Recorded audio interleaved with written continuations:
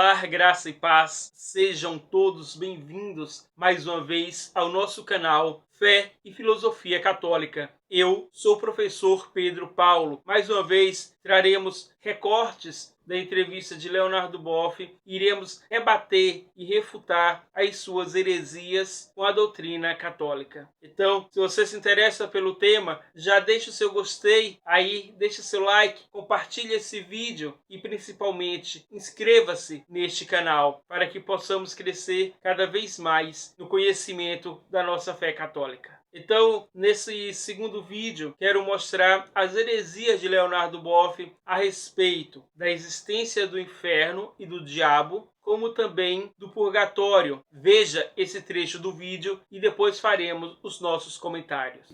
Não pregue a condenação eterna, porque a condenação é só temporal. Porque no inferno não existe. A misericórdia de Deus é infinita. E Deus não pode perder nenhum filho dele, nenhuma filha dele. Satanás é uma invenção humana. Na Bíblia, ele era um anjo bom, que estava lá no céu, mas teve uma tarefa muito chata. Ele devia tentar Jó e as pessoas boas, para ver se eram boas mesmo. Então, o diabo voltou para o céu. O diabo nasceu da cultura humana. O diabo não existe. É fake news.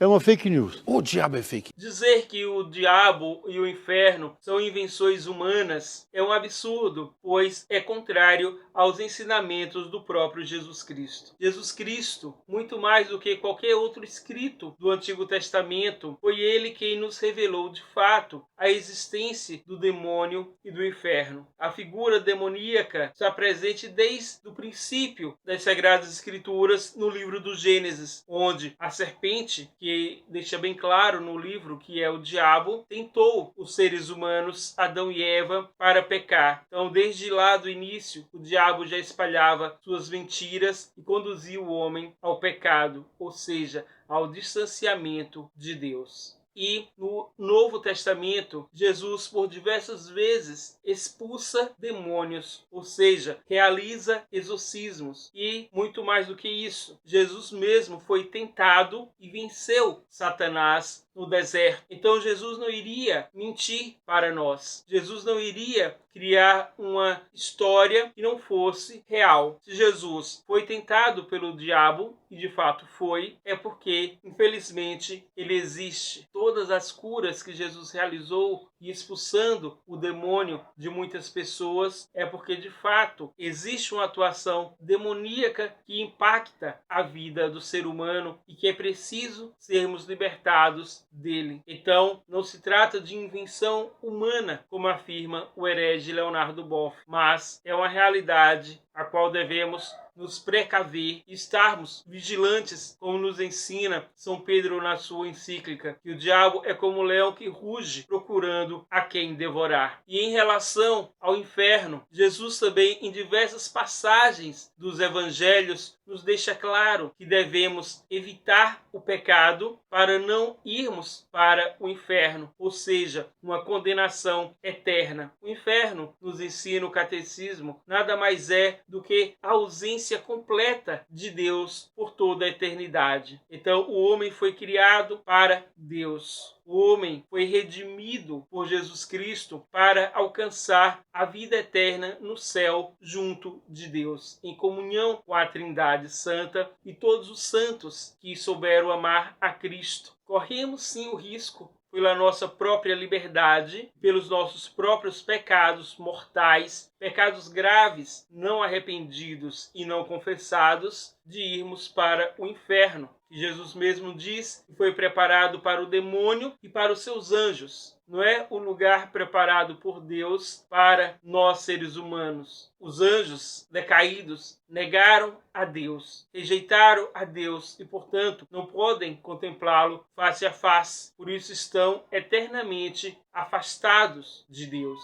Para lá irá também as pessoas que, por orgulho, por vaidade, por falta de fé, neguem a Cristo. Como se dá essa negação? Se dá nas nossas atitudes de pecado, de malícia e, sobretudo, na não aceitação da fé e da verdade. Pois, uma vez que nos colocamos no lugar de Deus e queremos que as coisas sejam feitas conforme a nossa vontade e não conforme a vontade de Deus, estamos seguindo o exemplo de Lúcifer, que diz: não servirei. Portanto, se negamos a Deus, se nos associamos ao demônio, não há como passarmos a eternidade junto de Deus. Não por vontade de Deus, mas por escolha própria das pessoas que se abandonam aos seus próprios prazeres, à sua própria vontade. E em uma das passagens, ou melhor, numa passagem que está presente em todos os evangelhos sinóticos, Jesus diz: se o teu olho te leve a pecar, tua mão te leve a pecar, arranca. É melhor entrar olho no céu ou sem um dos seus membros do que ter todo o seu corpo lançado no fogo eterno, que é o inferno. Portanto, Jesus nos convida a fazermos violência até mesmo contra nós mesmos para não perdermos a salvação por ele anunciada e por ele efetivada. Jesus veio para nos salvar, mas podemos rejeitar essa salvação e aí nós mesmos, com os nossos dois pés, caminharmos para o inferno. Pois, na verdade, Jesus nos convida a fazer violência contra nós mesmos para que possamos ser salvos. Vejamos mais esse trecho sobre o purgatório. Olha, eu não acreditava no purgatório, porque o purgatório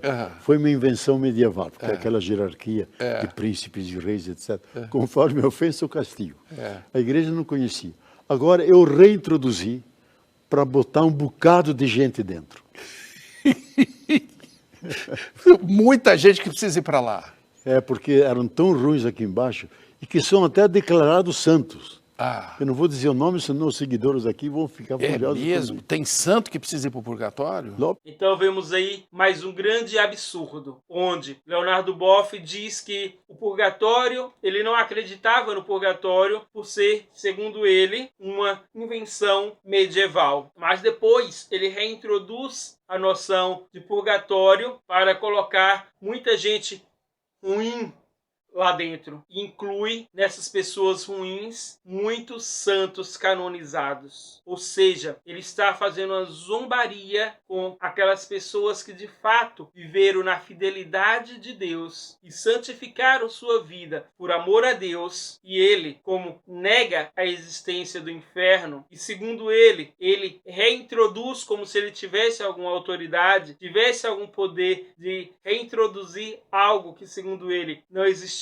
Na verdade, ele coloca o purgatório como o inferno que ele rejeitou. Ao afirmar que tem santos no purgatório, ele quer dizer, na verdade, que tem santos no inferno. Que o lugar para as pessoas más não é no purgatório. O purgatório, ele é um momento pós-morte de purificação, para que as pessoas que morreram em estado de graça, e não pessoas más, não pessoas que cometeram pecados mortais, mas no purgatório estão as pessoas que morreram em estado de graça, sem pecados graves, mas que ainda traz resquícios de seus pecados e que precisa de uma purificação, pois no céu só entra pessoas puras. Então Deus, num ato de infinita bondade, infinita misericórdia, para com essas pessoas que morreram na sua amizade, os purifica. A tradição nos fala de um fogo purificador e um tempo indeterminado. Por isso, a oração pelos fiéis defuntos. E essa prática de orar pelos fiéis defuntos sempre esteve presente desde o início da igreja. Os apóstolos rezavam pelas pessoas que morriam, para que elas fossem para o céu. E aí entra uma lógica indubitável. Não podemos rezar, ou não devemos rezar, por aqueles que já estão no céu, pois já estão puros, já estão na visão beatífica de Deus. E também não devemos rezar, não tem eficácia a oração por aqueles que estão no inferno, pois esses já estão eternamente condenados e não há nada que possamos fazer para mudar a sua situação. Mas se rezamos pelos fiéis defuntos, e a Igreja desde os primórdios sempre o fez, é porque acreditamos que existe um momento de purificação depois da morte. Então essa ideia já estava presente na fé apostólica e até mesmo na fé do povo israelita, do povo judeus antes de Cristo. O grande exemplo disso está no livro dos Macabeus, naquela belíssima história de martírio e de oração pelos mortos, por amor e fidelidade a Deus. A palavra purgatório, de fato, não estava presente nem no Antigo Testamento, nem aparece no Novo Testamento. Uma reflexão mais acurada, mais aguçada, no Concílio de Florença e no Concílio de Trento, a Igreja conceitua essa realidade que sempre existiu. Portanto, ela não cria purgatório ao conceituá-lo, mas ao conceituá-lo, ela simplesmente explicita e explica uma realidade que sempre esteve presente na história do cristianismo. Então, mais uma vez, eu quero ressaltar que o intuito desses vídeos não é simplesmente gerar polêmica, mas instruir aos católicos a sua fé. Fazer com que não sejamos iludidos por qualquer sopro de doutrina. E, infelizmente, são muitos os que caem nessas mentiras, que infelizmente estão presentes não só do herege Leonardo Boff, mas de muitos padres em nossas paróquias. Por isso precisamos permanecermos firmes na fé, permanecermos firmes em Cristo e na sua igreja.